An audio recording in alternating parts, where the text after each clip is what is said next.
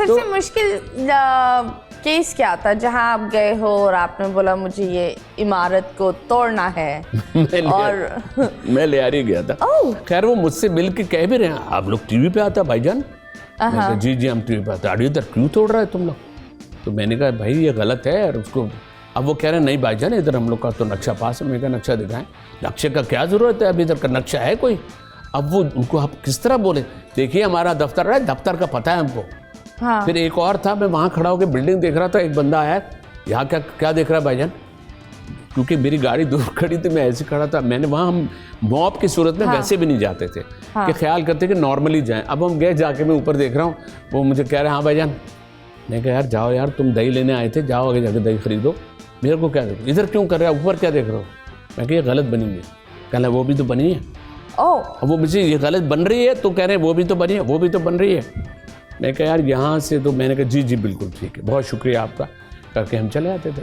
तो तोड़ा नहीं कई जगह पे तो पुलिस, अरे कोर्ट केसेस, स्टेटस को, ऐसी चीज़ें हैं कि जो हमारे सामने आके खड़ी हो जाती थी कि हम ये समझ नहीं आता था कि हम इस पर एक्शन लें तो कैसे लें।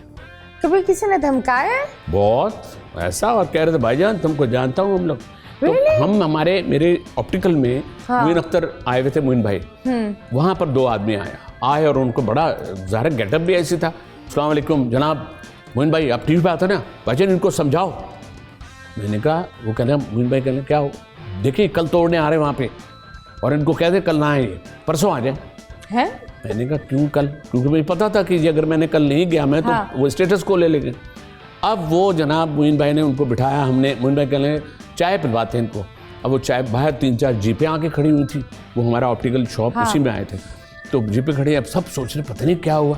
तो खैर वो इतने प्यार मोहब्बत से मोइन भाई बात कर रहे हैं, हम भी कर रहे हैं, भाईजान ये तो हमारा टीवी आर्टिस्ट है, फनकार है, थोड़ा हम लोग का ख्याल करो। तो मैंने कहा भाई मैं क्या करूँ?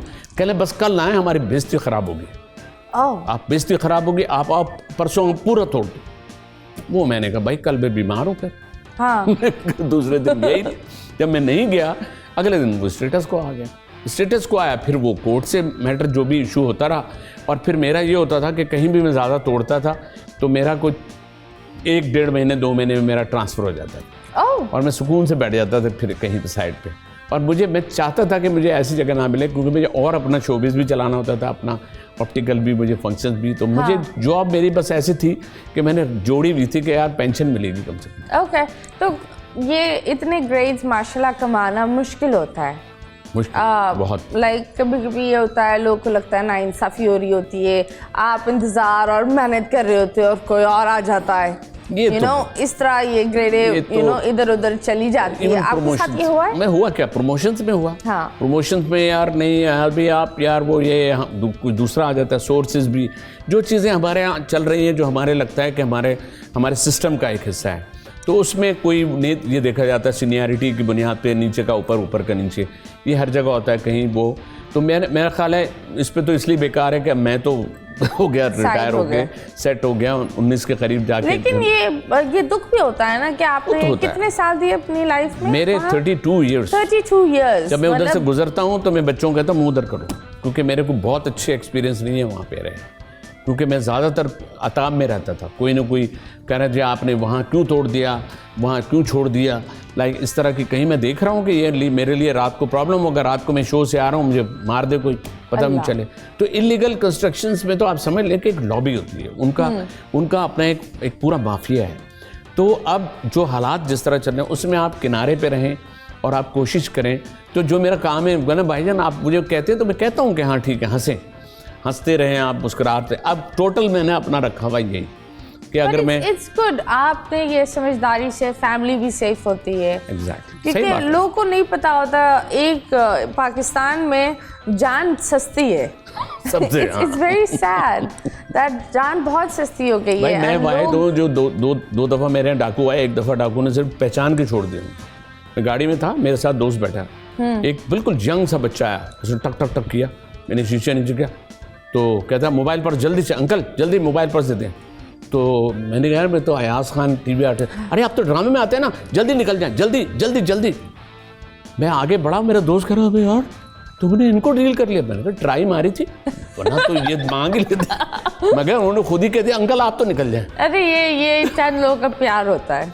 मैं तो और कह रहा हूँ ना, किस्मत और भी उसकी आपकी आंखों होती से है। मैंने नोट कर लिया कि वो मुझे उसने पहचाना है। मैं कहा हम तो शूटिंग पे आए थे यार, पानी लेने आए थे। जब ये स्नैचिंग्स होती है बहुत बहुत दुख होता है। बहुत दुख होता है, नहीं होना चाहिए। क्योंकि देखें, अगर हम देखें इसमें भी वो चीज़ हम डालेंगे, जॉब्स का डालें। जब ये लोग भी बेचारे घर से निकलते हैं ना, या हथेली, देखें हमसे ज़्यादा ये डरे हुए होते हैं। क्यों, क्या करें, अपने घर में भी तो देख रहे हैं ना कि इनके घर में ना उनकी नौकरी है, ना कोई कोई और जरिया है। तो क्राइम की तादाद बढ़ने की वजह कोई अकेला वो लोग नहीं होते, सिस्टम भी होता है।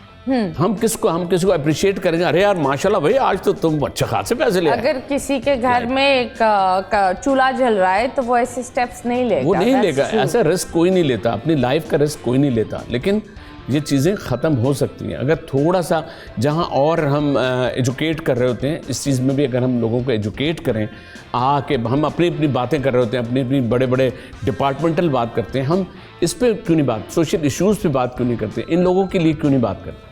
यार सोशल इश्यूज पर तो कोई बात ही नहीं करते हैं। वैसे इश्यूज बना लेते हैं और फिर उसको सोशल करने की कोशिश करते हैं, उसको लगा देते हैं। बोल एंटरटेनमेंट के शोज देखने के लिए हमारे चैनल को सब्सक्राइब करें और बेल आइकन पर क्लिक करना ना भूलें।